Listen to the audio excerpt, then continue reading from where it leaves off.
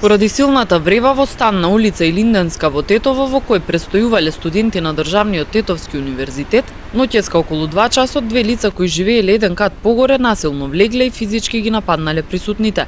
Еден од присутните на забавата се здобил со тешки телесни повреди кога почнал да бега и е задржан во Тетовската клиничка болница.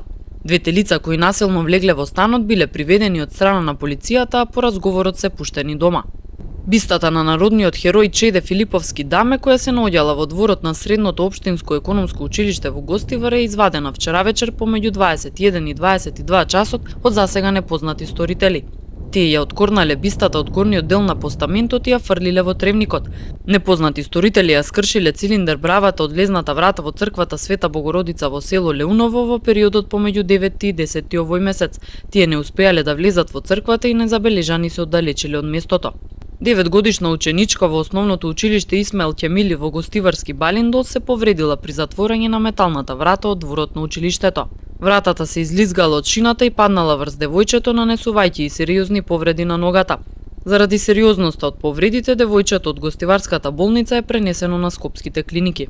Секторот за внатрешни работи Тетово информира и за сообраќајни несреќи во Требош и на автопатот Скопје-Тетово.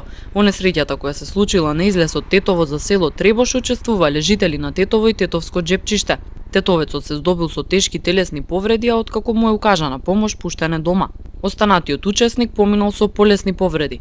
Несреќата на автопатот Скопје-Тетово се случила вчера во 15 часот и 50 минути, кога 29 годишен жител на Тетово удрил во куќе бездомник. Причината е материјална штета од околу 20.000 денари.